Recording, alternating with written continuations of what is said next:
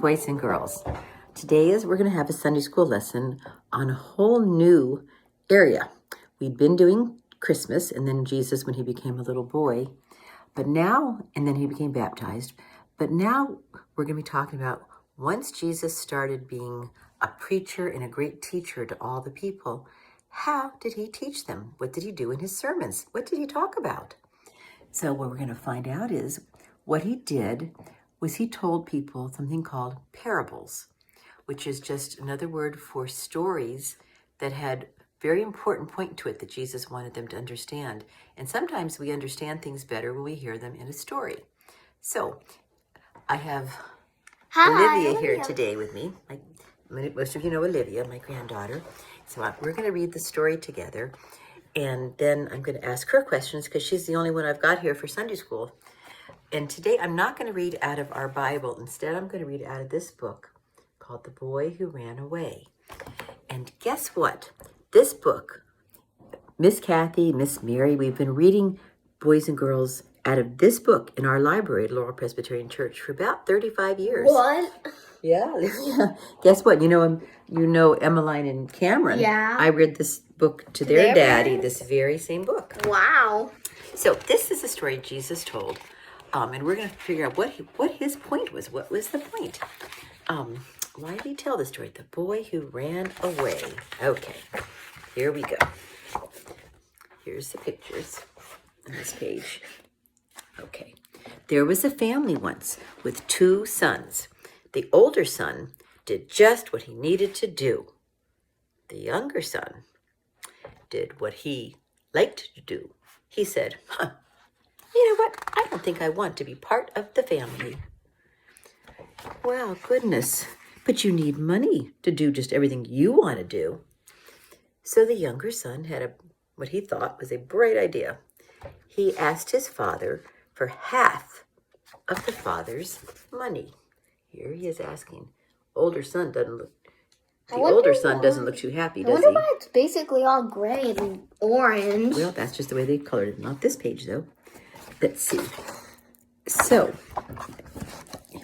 he got his share. That was his share. Then he went away to do everything he liked with it. But look at him dancing and singing. Partying. He did not spend it very smartly. Save it up for... Pretty soon, guess what? It was all gone. And suddenly, none of the people wanted to play with him anymore because he didn't have any money. In the meantime, there had been no rain all year. The ground dried up, plants died, there was not very much to eat. And people started asking him for money because they thought he had a lot of money. But he'd spent it all on stupid stuff. So he had no money left to give. Grandma, you're not showing me the entire picture. You just showed this. Oh, sorry. Oh, Grandma, turn it. Pretty soon, he became a beggar like everyone else, going, oh, please help me. Please help me. I don't have any food. And nobody would even give him a piece of bread. Oh, no. Finally, he got a job feeding pigs. It was the only job there was. Well, it was not an agreeable job. Look at all those pigs trying to come at him. And he was so hungry, he went after the pig food and ate the pig food. What do we think about that, Lydia? No. Yuck. Well, finally, the younger son said to himself, I wanted to do just what I wanted and not care about anybody else and not do good things, just do kind of stupid things and bad things and not care. But now look at me. Is this what I like? No. No. And then he said, I had better go home to my father. And what I will say is, Father, I know I've been really bad and I took half the money and I just kind of spent it all and it's all gone. And I know you can't let me be an important part of the family now because I've just made so many bad choices and did some bad things I shouldn't have done. And I can't be really like your son anymore, but could I be like a little something in the house? Like maybe the servant, and I could at least have a roof over my head and a little bit of food to eat, and maybe just at least not be so cold and hungry.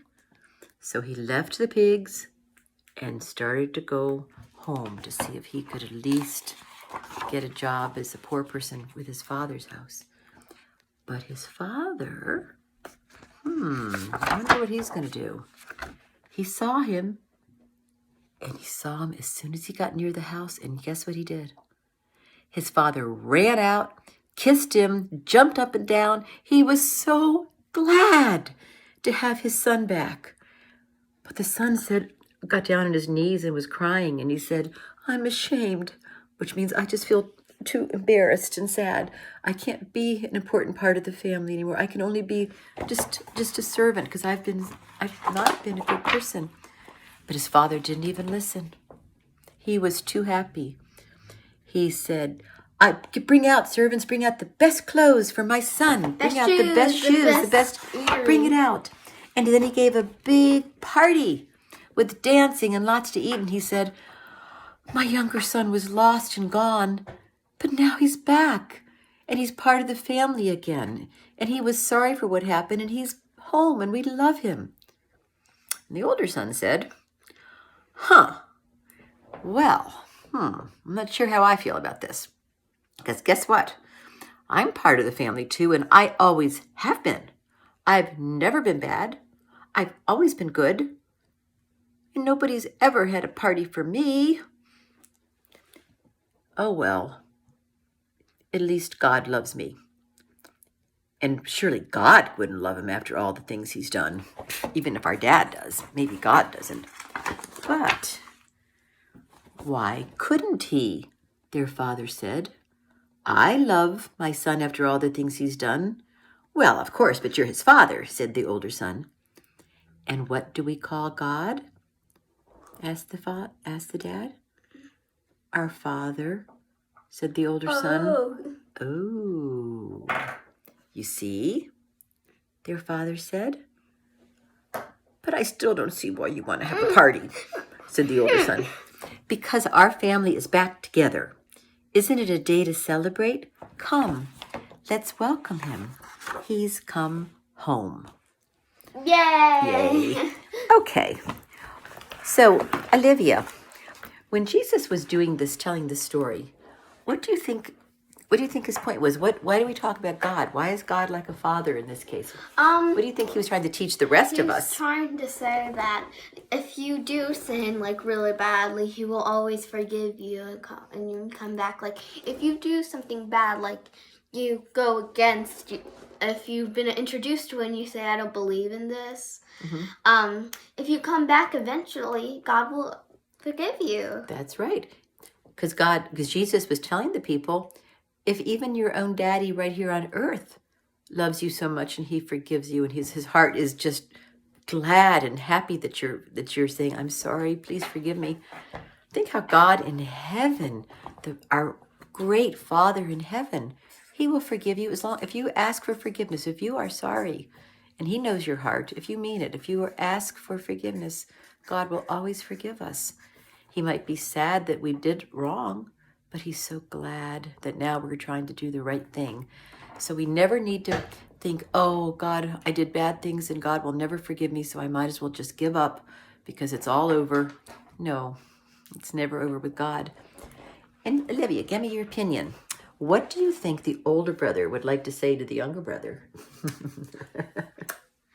That my acting the head on. You think the older brother, but do you think the What's older brother? What's he doing here? Yes, but do you think, underneath it all, the older brother loved his little brother? Of course. Yeah, and do you think after he finished getting annoyed, maybe he actually came back around? Yes. And welcomed him. I think so too. And let's do one quick thing. Let's count the people who love you. At home, when you're watching this, count the people you love you. Count the people you love. Is there anybody we need to add? Just think about that for a minute. I got 7. You got 7 people who love you? And you love them back? Awesome. Is there anybody else you could add, you could think of? Does my friends count? Your friends could count if you Then love your yes, friends. I have 9. All right. Well, there's people in our lives who love us. And if you love someone, you will forgive them because you want what's best for them. Well, boys and girls, I hope you have a wonderful week. I hope this past week you got a little fun in the snow. It's melting now, but maybe by Sunday morning we'll have a little more snow. So we love you and have a good time. Bye. Bye.